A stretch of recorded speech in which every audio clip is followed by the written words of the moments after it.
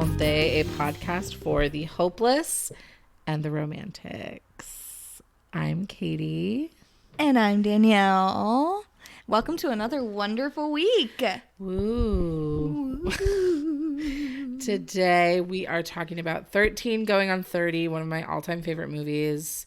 It was released in 2004, which is horrifying. 17 years ago. Don't say 17 years ago. I've never seen this movie. Yeah, so this was the first time Danielle had ever seen 13 Going on 30. Beautiful film. Jennifer Garner's greatest work. Cutie. I'd probably say. So cute. Yeah. She's one of a kind. She's so beautiful. America's sweetheart. Yeah, and she does such a good job acting when she's 13 in this. Oh my, I wrote that down like so many times. Like, she's so good. Convincing. In my review of 13 Going on 30, 17 years later, Jennifer Garner was convincing in her role as a 30-year-old being 13. It's weird to think that for 17 years I've been like loving and enjoying this movie. Yeah. Well, you had never seen it. Like, isn't that weird to think about? It is weird to think about, but also at the same time, I think I was just too much in my pick-me phase where I was like, I'm the cool girl. I don't watch rom-coms. I think I was 12 when it came out, and I think I was like, it was like the perfect time. And it's weird because when I rewatch this movie, there are certain movies where I rewatch them and I'm like, oh my God, I based my personality off of this movie. Yeah. This is one of those movies. I like fully base my personality and off can of anyone this blame movie. you after watching it? Like, I don't think anyone could blame like, you. I literally went to fashion school. Like, I really love this movie. I'm the editor-in-chief at FITM now. Literally. Ew, FITM. No. Okay. So, you want to just get into it? Let's get into it, babes. Let's get into it, babes. So, we have Miss Jennifer Garner playing Jenna Rink. Jenna Rink. 13-year-old, I would say averagely, kind of maybe a little bit on the nerdy side girl who, it's 1987.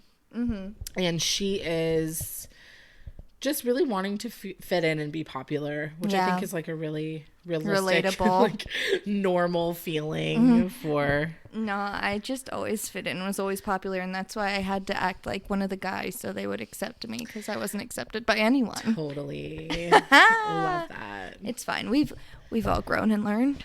Right. So,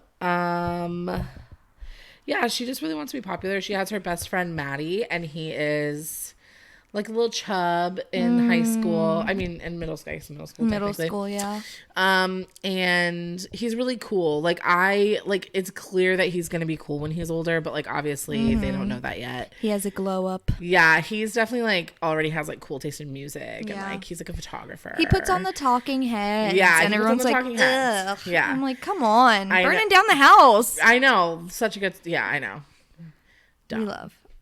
But yeah, so Jenna is turning 13 and she wants to have like a big party, and there's like the 6 chicks, which are like the cool girls, and they're just like beautiful and thin and developed early. Yeah, and just cool, and most of them are blonde. Like, there's just that energy there. And Tom is kind of like the leader of the crew, and she comes up to Jenna like basically before her birthday party, and she's like, hey, like, I'll come to your birthday party if you write this report for me. And Jenna's like, totally, fabuloso, I can write this for you. Fabuloso. It's just one of those moments where you're like, girl, don't do it. But like, remember how like desperate you were for like attention in middle school, or just like for someone to be like, I notice you. I know. Like, someone who isn't your usual group of friends. Like, you love your friends, yeah, but like when someone else who isn't a part of that group notices you, you're like, oh wait, I'm an actual person in this world with thoughts and feelings and a physical being. It's so true. And it's such a hard time. Like, when I think back, it's so crazy to think about how I was like that age when I first watched this movie, and like being like wanting to be like Jenna, which is funny. Yeah. But like, just, you know, yeah, like just that feeling of like really wanting to find your place in like the world, and especially like in school, just like minimizing the pain as much as possible, you know? Yeah. So she gets home. She starts to kind of like dress herself up a little bit, puts on like the cutest little outfit. And, you know, she puts like some Kleenex in her boobs. Stuffs her bra. And her mom comes into her room and she's like, Jenna, like, you're 13. She has like the camera. They have like a camcorder and they're like filming her and stuff. And she's like, leave me alone. Get out. And she's like looking at this magazine called Poise Magazine. And she's like, I just want to look like these girls. And her mom's like, those aren't girls, honey. Those are models. Yeah. Just so there's a difference between girls and models. Unrealistic expectation that we all start to have when we're around that age. And she's like, I just want to be like this girl who's 30, flirty, and thriving. Like, I just want to have this life. 30, flirty, and thriving. And so, but her mom is like, just kind of like, oh, you're young. You don't know what the world has in store yet. Right. And so she ends up like restuffing her bra after her mom leaves, and she's getting ready for the party, and all of the 6 chicks come, and like Matty shows up and like starts to play music, and that's when he plays the Talking Heads song, and the 6 chicks are like, they're like, what is this? What is this trash? And then they put on Crazy for You. Yeah, Madonna. Which like we stand. Yeah. But so Matty leaves because he's like, I'm gonna go get my Casio. I wish a boy would get a Casio. I know, for right? me. Literally. Oh, but he shows her the house Before. Yeah. Oh yeah. Oh yeah. He comes over before the 6 chicks, and he shows that he made her this like little dollhouse, but he made it into like the Jenna dream house. Like, and it's like this. He's perfect. Yeah, he's literally perfect. It's so annoying. He made like a shoebox replica of Jenna's dream house. Yeah. It's like this pink house, and there's like... And he brings over a Casio. Exactly. And the house is like so cute, and just... He put like little cutouts of them in the house. Like, it's just so cute. Cut out their faces like and put them on Barbies. Oh, so cute.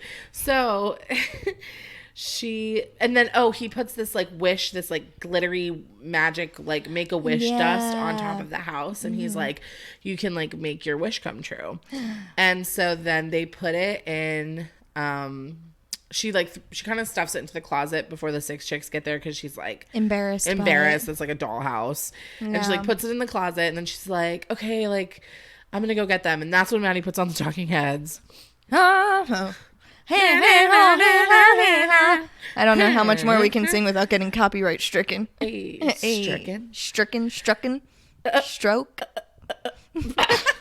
But yeah, so 6 chicks come downstairs, and this guy that she like has a massive crush on, Chris Grady. He's like outside, like parking his car or whatever, and which like he should not be driving. Yeah, I just realized that. I just put that together. I don't trust blonde men. No. So he's blonde. By the way, I think that was implied. So yeah, Tom is like, okay, so we're going to put you in the closet, and Chris is going to come in there and play 7 Minutes in Heaven with you, and he can do whatever he wants to, which, like, first of all, that's weird. That's not how it goes. That's not what 7 Minutes in Heaven should be. Like, blindfolded, and he just gets to do whatever he wants? No. I mean, I know it was the 80s, but babes, consent. Consent, honey. We need it. We love it.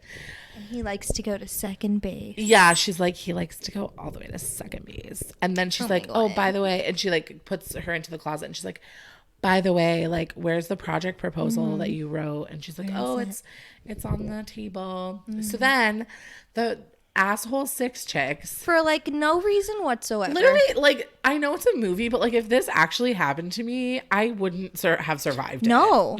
I was already emotionally fragile enough, like, without like literal demented torment. Yeah, literally. Like, it was like, I don't traumatizing. know. That was like some Edgar Allan Poe shit. Like, literally, like, so dark. They take like a bunch of the food and like candy, and then like Jenna's just like waiting, so cute in the closet, just like sitting there, just please. She pulled all the Kleenex out of her shirt. So sad. And then the 6 chicks are like, I think my brother can get us some beer. And so they leave. Everybody bails. Mm-hmm. And then Matty comes back downstairs and he's like, where's everybody going?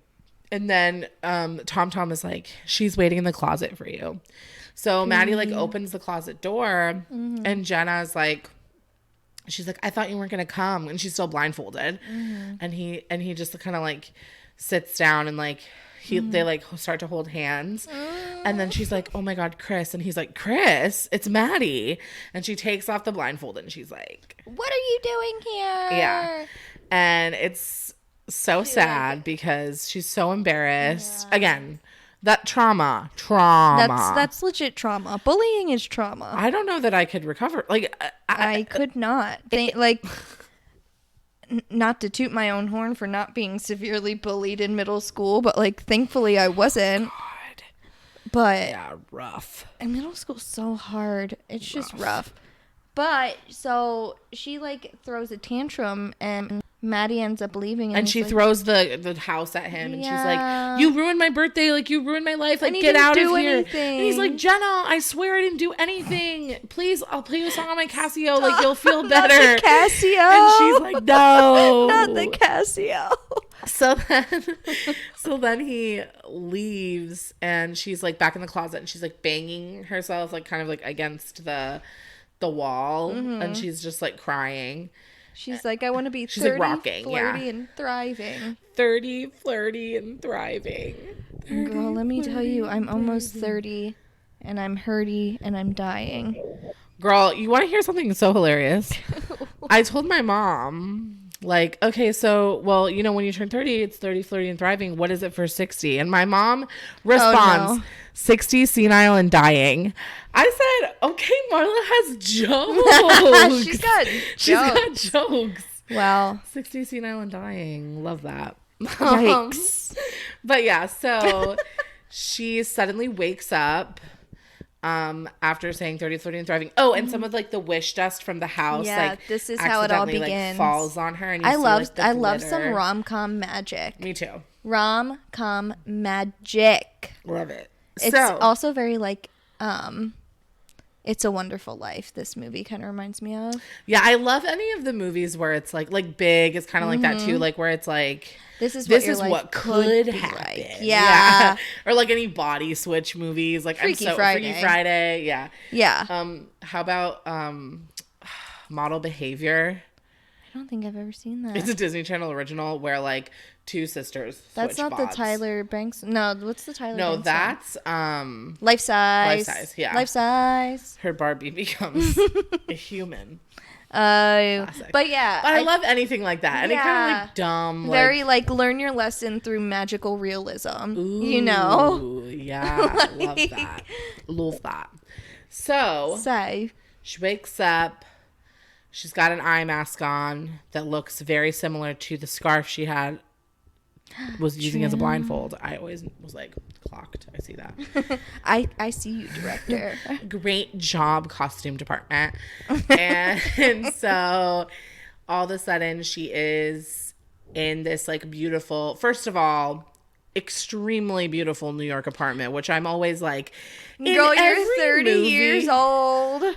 Like, I had such unrealistic expectations about my life, especially in New York, because of Sex in the City and of course. 13 Going on 30. It's like basically they're late 20s and they have these huge grandiose apartments living by themselves. Friends was like that too. And like it's not even like a studio. You get a bedroom door in these apartments. Like what? No, that's so unrealistic. But yeah, so she is 30, realizing that she's 30 years old. She is like seeing her mail. All the mail says Jenna Rink. She's like, holy shit, I'm 30. Like I grew up. Like, and in the beginning, she's like so kind of like freaked out. I wouldn't say she's like stoked, but like she's definitely like, this is my house. Like this is where I live. And then there's a guy in her bathroom. Sweet bottom.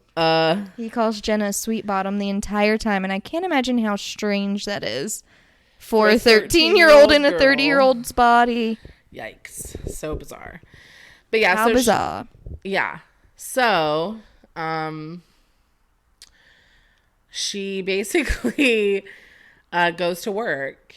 And then her friend Lucy is her coworker. And Lucy... Who is Lucy? We're going to find out. So Lucy's her coworker, and she's like, I don't get into the car with strangers. And Lucy's like, you need to stop drinking. And Lucy is played by Judy Greer. Who we love. The one and only. The perpetual best friend. We stan. Judy I Greer feel like is so underrated. I feel like she's my best friend. She's great. And she plays so many different characters, and she's just super underrated. We love you, Judy. Judy, if you're listening. Judy, I know that you probably jumped on the opportunity to listen to this podcast, but this riveting retelling of one of your favorite films that you ever starred in. That was your life for probably 6 weeks, so you wanted to hear us talk about it some more. So if you are listening, which I'm sure you are, we love you. We love you. Okay, so she's goes to work, and she realizes that she works at Poise, which is her dream. She's working at this magazine that she used to look at every day. She has this she's realizing she has this glamorous life. She gets into her office, and this always stood out to me so much. It's she sees all these pictures, and she realizes the guy in her apartment is obviously her boyfriend, and she's just starting to kind of put the pieces together. But there's this photo of Madonna, and it says Jenna girl, margaritas anytime. Love Madonna. And she's like, I'm friends with Madonna. She's just totally stoked that she has this exactly the life that she dreamed she always would have. Planned to have. She has everything she ever wanted. Or does she? Dun, dun, dun, dun. Dun, dun, dun, dun, dun. Okay, great. Glad that happened. She basically is I need to find Matty, because she's if I can find Matty, then I can find out something that I'm comfortable with. She calls her parents' house, and her parents are out of town, so she's I don't know what to do. So she locates him, and he lives in Greenwich Village, and so she decides to go. And he answers, and he's like, if this is the Chinese food I ordered, you can just hit buzz twice. If not, I didn't understand anything you said. So she's buzz, because she's going up there no matter what. She said, I don't care what it takes. I need to see my Matty. So she gets up there, and he's like, you're not Chinese food. And she's like, Matty, oh my God. And he's completely confused. And the man, the myth, the legend is played by Marcus Ruffalo. I don't think his name is Marcus, but it's Mark. It's Mark Ruffalo. Mark Ruffalo, if you're listening. Yeah, he's even more likely to be listening. Mark Ruffalo, if you're listening. My number is... Just kidding. I know you're married. Good for you.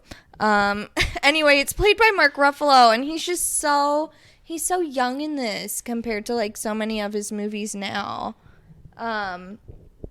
He's so young in this, and it's just so cute and tiny. Which we love. Tiny. Why do you keep saying tiny? I don't know. He just seems so tiny to me in this movie. Skinny? Or no, there's just something about his aura that's tiny to me in this movie. Okay, Jam. Sure, Jam. I don't know how to explain it. He's tiny. All right. Okay, buddy. So tiny little itsy bitsy Mark Ruffalo is playing Matty, and he's actually the size of a Polly Pocket the entire movie. Imagine that's another part of the twist. It's she moves forward in time, and then he's miniature. That's the butterfly effect. He becomes Polly Pocket You should have never traveled in time. No. That's so dumb. Stupid. So he's like, what are you doing here? Because you start to realize maybe they haven't seen each other in a long time. And she's like, Matty, it's me. It's Jenna. It was my 13th birthday yesterday, and now I'm here. And she's just so innocent and doe-eyed. Yeah. She's so cute. She's so cute. She's like, and you're grown up, and it's so weird, but we're best friends still. And he's just kind of Jenna, like, we're not friends. Like, we don't talk. Like, we haven't girl, talked in years. And she's like, what do you mean? And this is, like, so heartbreaking to her. Because, like, even though she was mad at him, like, in that brief moment when she was so hurt by, like, the 6 chicks, that's Matty. Like, she didn't think it would ever, like, result in that. Yeah. So, he's like, are you doing drugs? Like, he's like, are you smoking pot? Are you in a K-hole? Are you in a K-hole? Like, what's going on? And she's just like, no, Matty, it's me. Like, whatever. And she explains to him that it's overnight. The last thing she remembers is her birthday party. And he's just like, okay. So he gets out the yearbook. Mm-hmm. He kind of indulges her for whatever reason. Yeah, he does. It's sweet. It's sweet. And they start to look through the yearbook, and she's like, oh, my God, like, that's me. Like, I went to prom with Chris Grandy, like, all this stuff. And he's like, she's like, I got everything I ever wanted. And he's like, yeah, you did. Oh, God damn it. It's so painful because you can see he's like, yeah, everything you wanted was like, it didn't include me. Oh. You wanted everything, and I wasn't a part of everything. Like, ouch. Painful. Ouch, Jenna. Painful. I mean, I get it, but ouch. Yeah. Really sad. So she gets very excited. She finds out she has a limo picking her up to go to this party. Yes. That night. And the party is for Poise magazine because they're trying to get back in business. They're trying to get the show back on the road because another magazine keeps stealing ideas from them. Yeah, they're trying to generate some attention because, like, they're having a really rough go at it. And her boss, struggling. Who is played by Andy Serkis. You love this. Fun fact. I am so happy. I did not realize Andy Serkis was in this movie. Like, her boss is Gollum. Her boss is Gollum. Is that all he can be? He can be Smeagol, too. Ew. Well, Smeagol. Well, I like Smeagol more than Gollum, right? Well, everyone should. Like Smeagol's corrupted by the ring and turns into which Gollum. one's scary? Yeah. Okay, Smeagol's like the sweeter version. Yeah, I like Smeagol. Smeagol is when he was a pathetic, hobbit. But well, that's just the ring corrupting. No, I know, but I'm just saying, like, Smeagol is like he's more sympathetic. Yeah. But Gollum is pretty sympathetic too. But he's spooky. He's so I scary. Gotta watch the movies again, man. He's scary. I get it. I think I would still be like freaked because I get freaked out by creatures. He's scary. Yeah, he's cool though. Whatever, we vibe. We love Andy Serkis. We understand his importance to the story. Anyway, this is not a Lord of the Rings podcast. I mean, as much as I would love to talk about it for the next 6 hours. But yeah, so Andy Serkis is like he's the editor-in-chief of Poise. Basically, that's who Jenna works for. And so I just want to say before we get to the party that, of course, cue the makeover montage. That's Jenna sees her closet for the first time, which is huge walk-in closet. She's got all the bags, she's got it all the accessories. I used to like literally watch that scene and just be like, please God, let this be my closet. It's like the Clueless scene with Cher's closet. Similar. And you're just like, oh, I want this. I love those movie scenes. I love the big closet scenes or the shopping spree scenes. But yeah, she is just like in heaven. And she's like, look, there's a thong. This is crazy. I'm only 13. I'm living wild. She has boobs for the first time. She's just like appreciating the moment.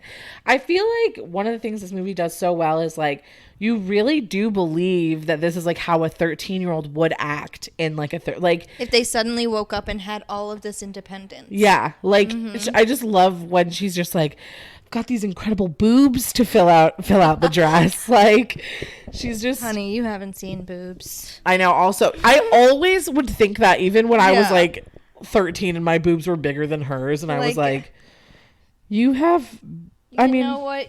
It's fine. It's more than what a 13-year-old would have, but as two girls who are very developed, you don't know what boobies are, girl. Is that what you would call us? Developed? I would call us in perpetual back pain, but Mood. Okay, so Miss Jenna looks fantastic and she's ready to go to this party. Yeah. And she gets there and it's kind of a doozy. It's like can I just say, she looks like such an early 2000s dream. She looks like she just walked out of Limited 2 and Claire's and spent all the money she could. She looks incredible. And I mean that as a compliment. I would have died for that outfit. Like, and actually, like, the outfit that Lucy wears, which is, like, kind of like he calls it, like, a gothic mermaid or something. Yeah. It totally has that vibe. Yeah. She looks cool, too. Everyone's very early 2000s. We love it. So she gets to the party, and it's, like, a total dud. No one's having a good time. Everyone's trying to leave by 11. Yeah, which... And you know a party's bad. That's when the party's supposed to start. Yeah, why have anyone show up any earlier? Yeah, but that's the point. It's like... You want them to want to stay. It's like people are there for like 10 minutes and they're like dipping because it's so boring. So Jenna has this crazy idea. Crazy old Jenna. Oh, and I forgot to mention this before. She invited... her good old pal Matty. She was like, come to the party if you want to, and he was like, yeah, probably not, Jenna. I got work, like, bye. Yeah. So anyway, so she's at the party and she's like, we need to spice this up. And so she goes to the DJ and she requests that he play Thriller. Thriller. Oh yeah, okay. What song is that? Did that sound exactly like it? It did, actually. Thank you so much. I'm trying to become Justin Timberlake with my beatboxing skills. Just kidding, he has no beatboxing skills. We are mad at Justin Timberlake right now as a culture. I've never not been mad at Justin Timberlake. I'm not gonna lie, I was a stan for a long time, but like I was always a JC Chavez girl. But I didn't have a crush on Justin, but like I was a stan, and then I watched the Britney documentary. He like is one. I actually like am like kind of in the mood to blame him for her issues. Him and Janet Jackson's career collapse. Because exactly. If you guys need a podcast recommendation, this podcast You're Wrong About, they do an entire episode about the nip slip. Is it so good? It's so good, and they also do a book club review about Jessica Simpson's book, and she talks about how gross Justin Timberlake is in it. Wait, another okay, and also not to mention the fact that like appropriation 101 girl. Yeah. But like and like interrupting SZA during an interview, like being like, "Come on, sis." Yeah, like he interrupted her to like use like oh no. AAV. You know, it sucks because I used to really like him. Like especially when he was kind of doing like SNL for like a hot second. His SNL stuff was funny. It was funny. I was like, oh, he's like he doesn't take himself seriously. Like I always appreciate when like artists can do that. Anyways, we do not stand Justin anymore. Yeah. I don't know how we got on that. Oh, because you started talking about beatboxing. Yeah. So we'll just let Danielle not beatbox the Thriller. I mean, I think I can beatbox better than JT. Because that's saying something because he's bad at it. Is what I'm trying to say. He thinks he's good. I don't think I've ever heard him beatboxing. He used to call himself the human beatbox.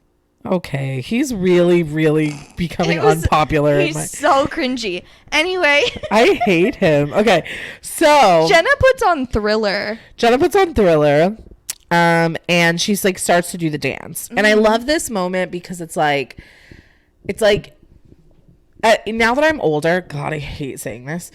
Like there are these moments where like you hear a song from when you were like that age, like 13, 14, and it really like brings the most like cathartic, beautiful, healing energy out of me. If you go to a party and it's boring and you put on Get Low, I guarantee you the entire party's getting low. Get low, get low, get low from the window to the wall. You know what I mean? Absolutely. Like, yeah, that's so true. Yeah. It's just like, that's what it is. So. Or like any Nelly song. Even just you saying Get Low right now, I'm like. About to be like from the window. Same. I'm like sitting here trying not to bop. Exactly. So yeah, that's the vibe. Thriller's on. All these people that were like young in the 80s are like, oh my God, this is so fun. And Jenna starts to do the dance. As she starts to do the dance, Matty walks into the building, which kind of a shock because we totally did not expect him to actually come. Yeah. He comes through. Yeah. We are like, what? He's here. And, and Jenna. The bare minimum. We just want a man who shows up. God. Anyway, so he shows up and Jenna's like, Matty, come dance. And he's like, really like, no, I'm not gonna dance. And she's like, come on, like forces him to come onto the dance floor. He starts to dance, and it's like pretty cute. And he actually does remember it, which I think is really cute because he's kind of like acting like he's like, no, I haven't done it in years. And then like gets out there and the light shines on him and he's like immediately doing the dance. Yeah. It's like, sure, Jan. Sure. But yeah, so he does the dance and like, and then all these other people come out to the dance floor and like the part, you can tell the energy just shifts completely, and it's like people are having fun and they're remembering why they're there and what, you know, whatever, like just that feeling of like unity that feels really good when you're with a bunch of people who understand the same feeling. And Andy Serkis knows the dance. And he does the moonwalk, which is cool. I love that man. And Andy Serkis, if you're listening.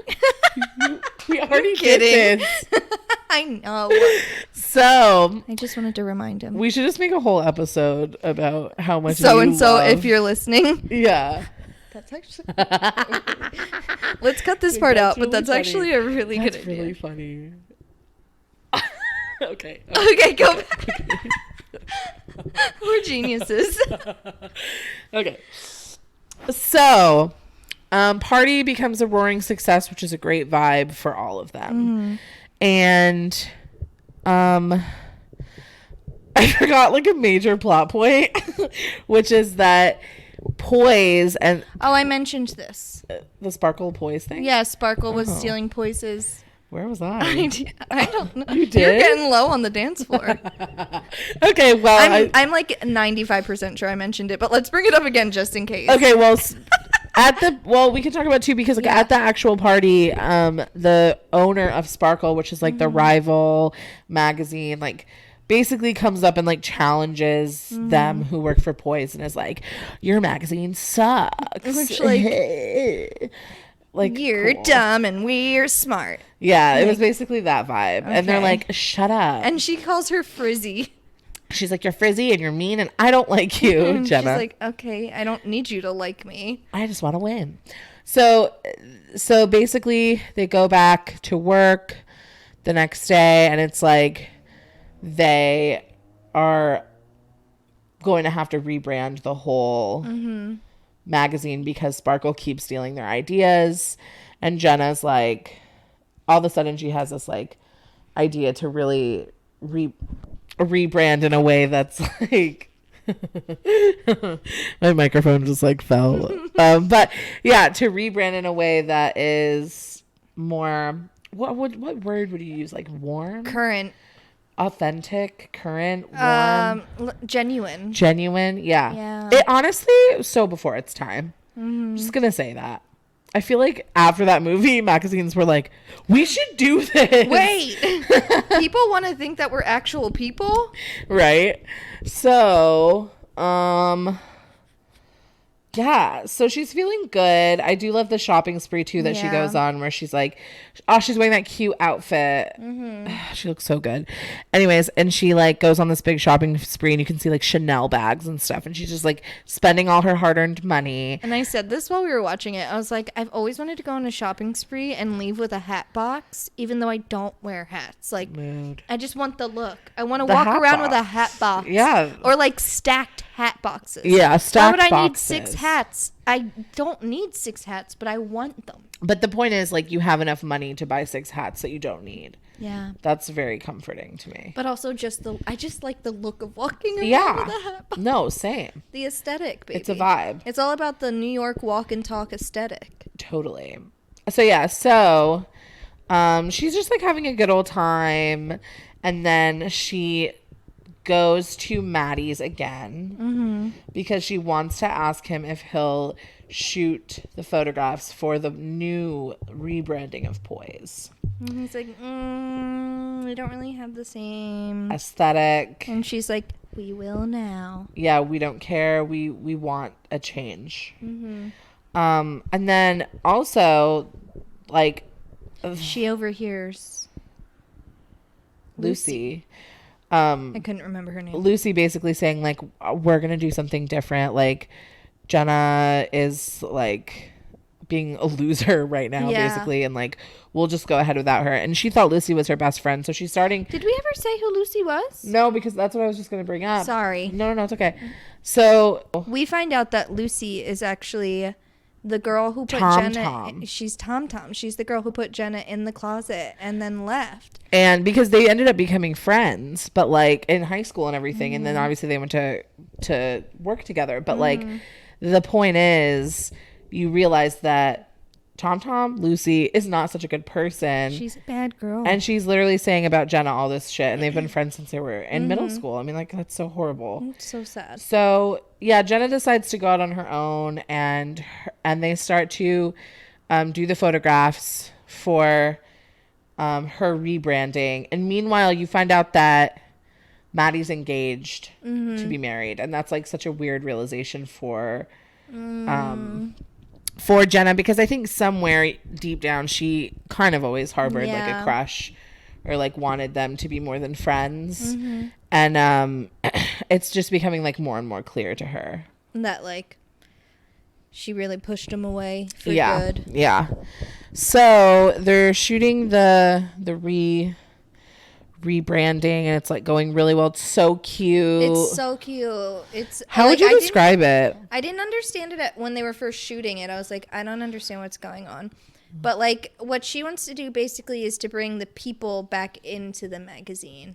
Like she wants it to feel like you're looking at your old yearbook photos. Totally. But it's like a nationwide magazine. So she wants you to feel like you're a part of the magazine almost. It's very sweet. I think it like harkens back to that quote that her mom said when they were like sitting on her bed, and she was like, I want to look like her, and her mom's like, those are models, those aren't people. Yeah, and I think she really took that and was like, how do I make them people and not just models? And we'll get into that, but so they do the photo shoots, and it's very cute. It's so cute, and you can tell like it's a montage, but you can tell that Matt and Jenna are getting closer, and like there's definitely like an energy between them that seems perhaps more than just friendly.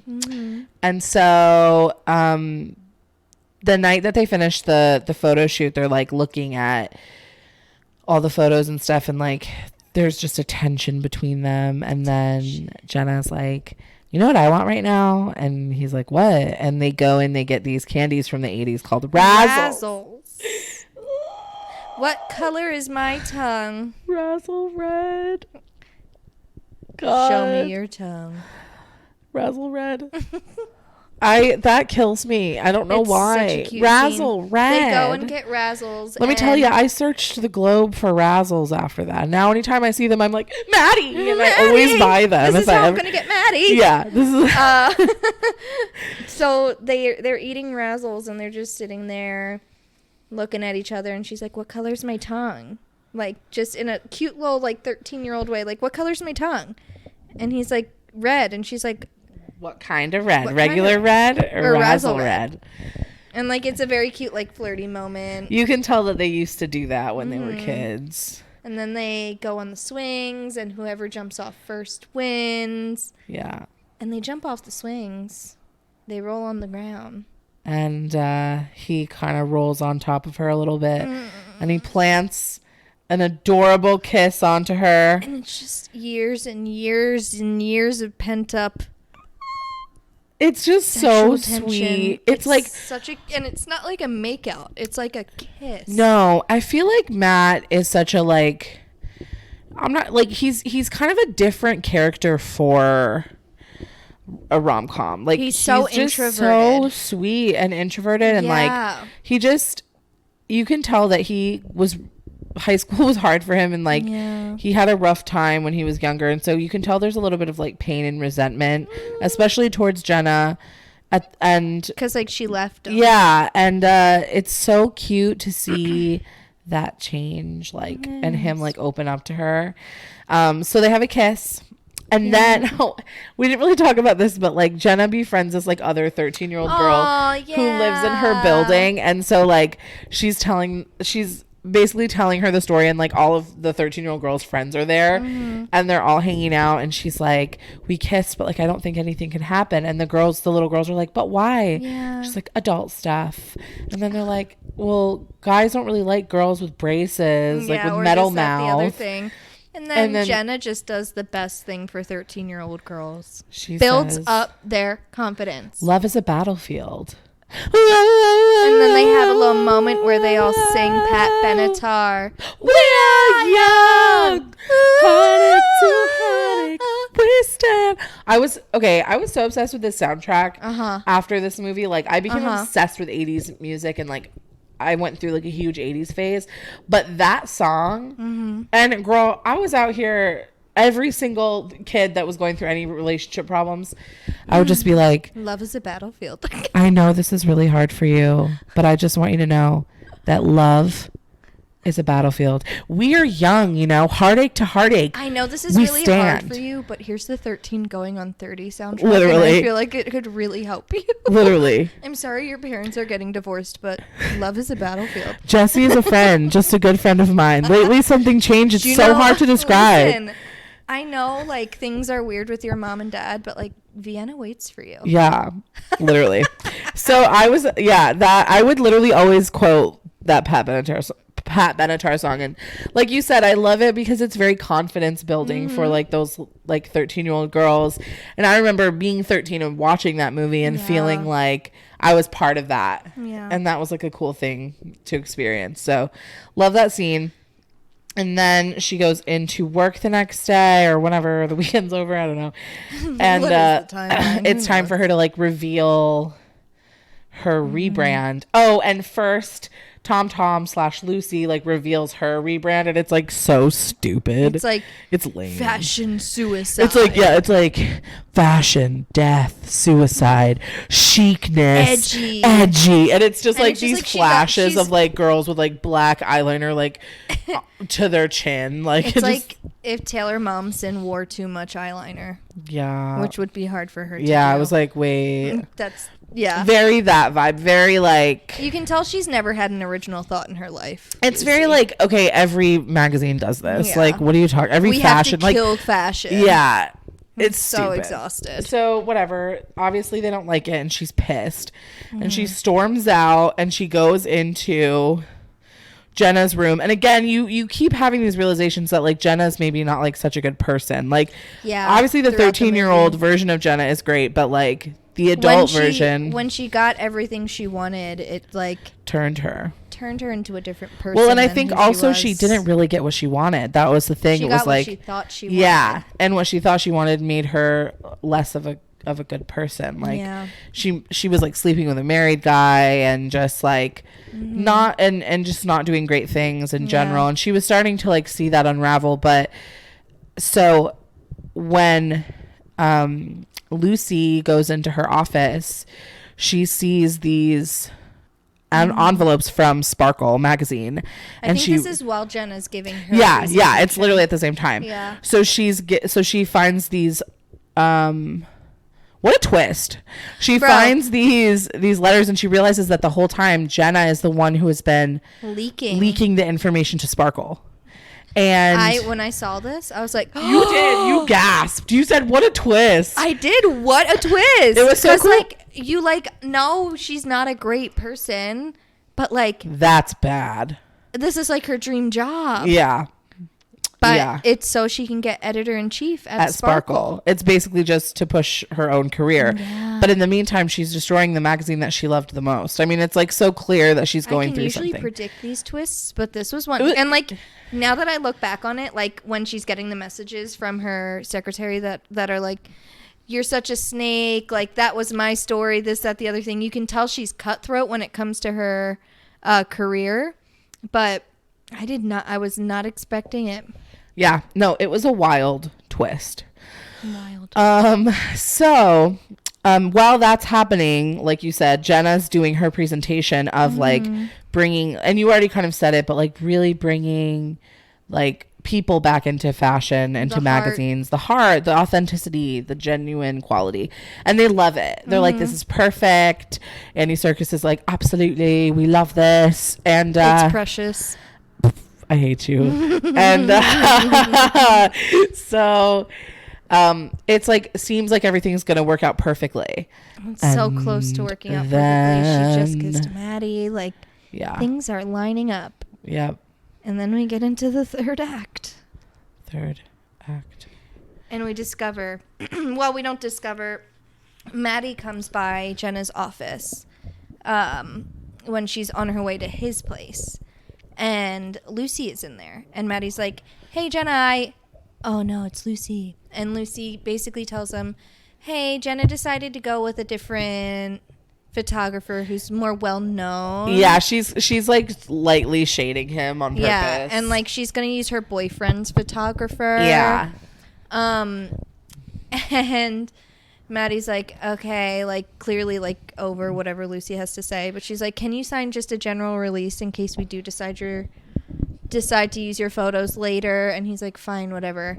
And he signs it. Yeah. And what does Lucy do? So Jenna goes, while this is happening, Jenna goes to Matty's and Wendy's there, and she's like, Matty's fiance. Yeah, Matty's fiance. Yeah. And she's like, the wedding is this weekend. It's going to be the cutest little backyard wedding you've ever seen in your life. And it's so hard because like Katie and I were saying, like, she's just an innocent bystander. You're meant to not like her, but like she's just a sweet person. She's just a sweet person trying to marry Matty. And like, also the actress is gorgeous. I could not stop saying that. She's really pretty. She's beautiful. Yeah. But yeah. So Jenna's kind of like, oh, okay, like kind of deflated by that. So she goes back to the office, or I think she's like tries to find him or something, but it's like the next day she goes back to the office, and Andy Serkis pulls her into the office and he's like, it's over. It's done. And she's like, what do you mean? And he's like, Sparkle has all the photos. They're already aired it online last night and they're airing it. And it's like on the side of buses this morning. And she's like, but who? And he's like, Lucy did it. And she was like, but those are Matty's photos. Yeah. Like, and he's like, well, she got him to sign the release. And so all of that hard work and all of that, like, her really trying to become a better person and like change the course of her like life so far, it's kind of gone down the drain. It's like such a sad moment. It is. And you realize that like Poise isn't gonna survive. Yeah. And then she kind of runs into Lucy's office and she's like, those were Matt's photos, like you stole them from us or whatever. And Lucy is like, okay, like the pot calling the kettle black, like, yeah, I saw everything, like I saw that you were going to get the editor-in-chief position at Sparkle. And this is the first time that Jenna, like 13-year-old Jenna, is realizing that. And she's like, yeah, because she had no idea. She's like, it was me. And like she's so disappointed in herself. She's so disappointed in herself. It's really sad. Like, and she's like, Lucy's like, you can lose the doe-eyed I'm innocent look. Like, yeah, but can you imagine like how, I've never really thought about it this way, but like if you went to your future self and you found out that you were like an awful person, like that would be so sad. I'm always so curious to know what like 13-year-old Danielle would think of 29-year-old Danielle. Right. I mean, I think that 13-year-old Katie would be like, damn, 28-year-old Katie's a bad bitch. Like, I think 13-year-old Danielle would be like, oh, she got a dog. My God. I think 13-year-old Katie would be like so happy with where I am today. But yeah, that's such a weird thought. Like imagine you went forward and it was like you were like that's like top-notch bad person. Yeah, like those things that Jenna was like doing. Yeah, and like firing people, blackmailing her company, destroying her company. So she finds this out and she's just like so devastated. And she goes back to New Jersey to where she's from because... And she slows down, that crazy child. Oh, technically that happened earlier. I thought so, yeah. But she goes back to basically to talk to Matty before he gets married. And because she like knows that it's happening this weekend. And she also wants to tell him about like, sorry about the photographs. And like, don't believe what Lucy said. And like, yeah, and she just wants to be home. And so she gets there and she like runs into Matt's room and he's like putting his tux on. And she's like, I can't handle it again. She's like, Matty, like, I'm so sorry, like, whatever Tom said, like, it wasn't true, like, and he was like, oh, I don't care about it, like, it's fine. Like, I've stopped listening to her a long time ago. And she was just like, okay, but like I love you. Yeah, basically. She's like, she says it a lot more. Yeah, she says, like, articulate. You know, I want you to be happy and everything, but like, it's me and you, like, I just always wanted to, like, be with you, basically. And he turns her down. He essentially which is crazy, like, in rom-com standards, because you're just like, totally, there's no way he's gonna turn her down. Totally. But, like, you're realizing, like, in this timeline, he has every reason to turn her down. Yeah, he's got stability, safety, and a loving partner. And he says to her, you know, like, I'm not gonna lie, like, I did feel things, like, I didn't know that I could still feel, but like, Wendy's great, and like, I have this life with Wendy. Her whole family is here right now. Yeah, like, I'm gonna, you know, I'm gonna marry her. And so that's when she's like, okay, well, like, I love you. She's crying, and she's like, no, I'm crying because I'm happy for you. Like, don't cry. And like, I almost started sobbing. And she's like, I'm crying because I'm happy for you. And he's like, okay. And she's like, I love you, Matty. And then as she's walking away, he's like, Jenna. And she's like, yeah. And he's like, I've always loved you. Oh! That moment fucking killed me. And then he turns around to the closet. And then he grabs the dream house and he gives it to the dream house this entire time in his closet.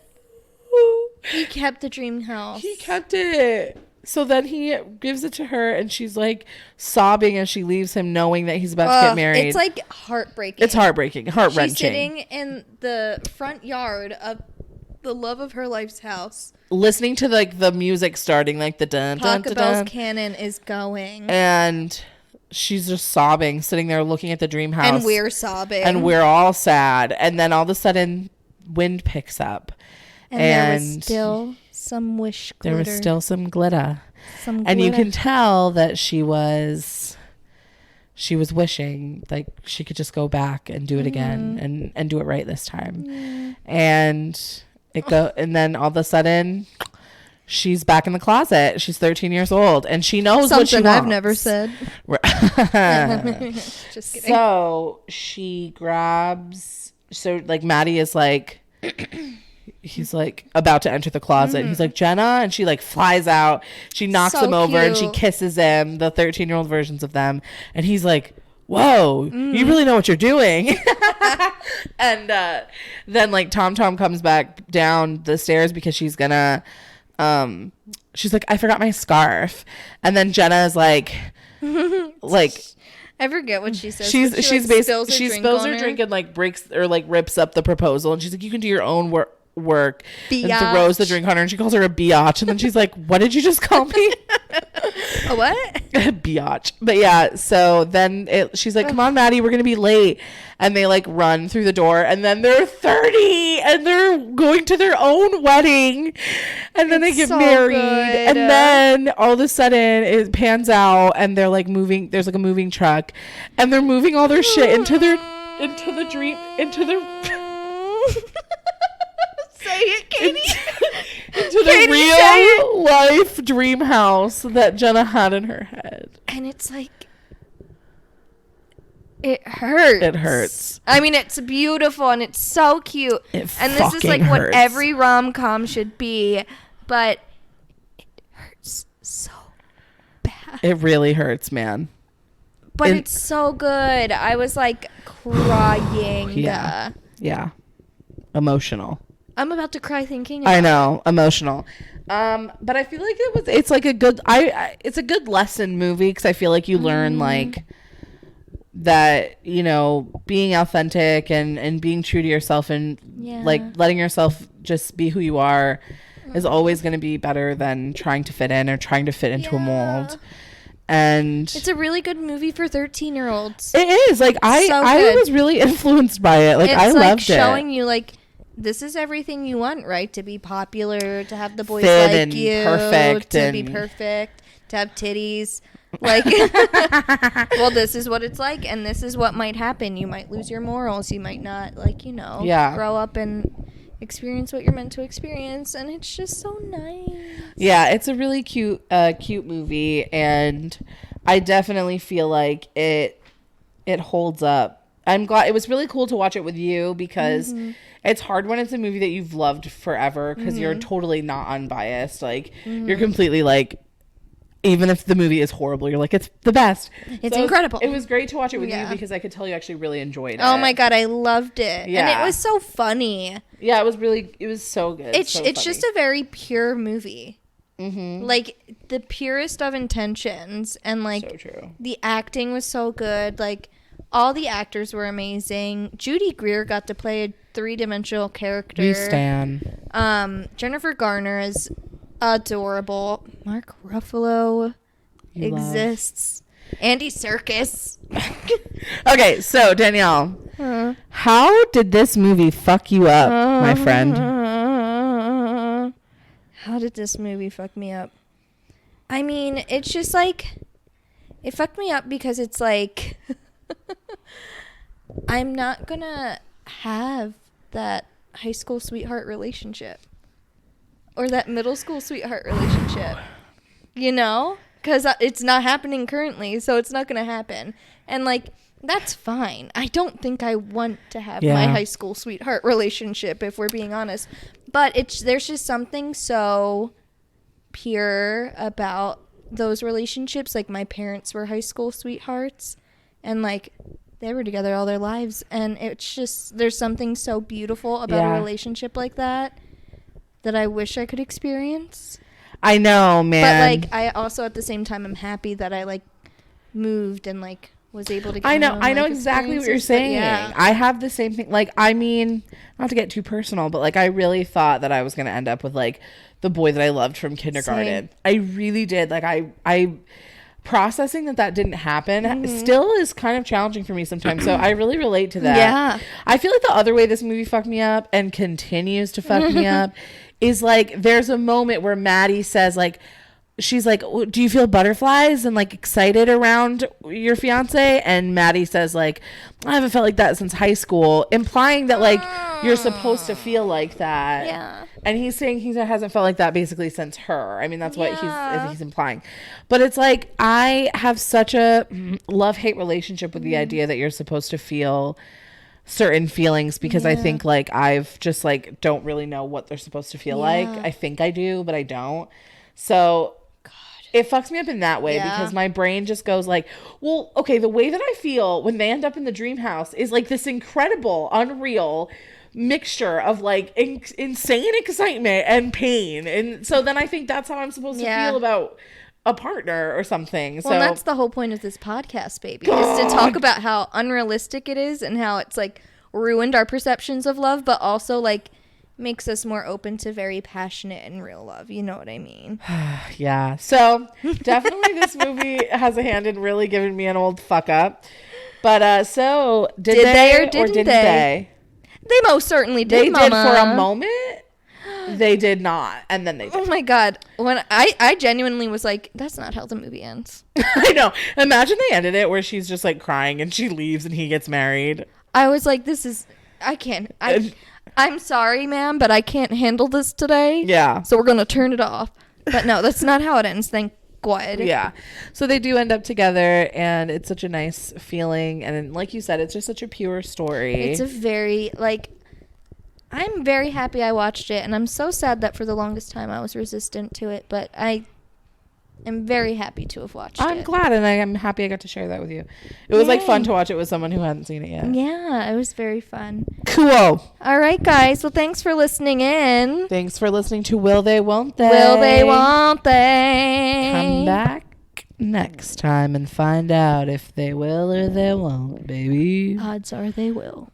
Boo, boo, boo. But they might not. All right. Well, we'll talk to you next week on Will They, Won't They? Thank you so much.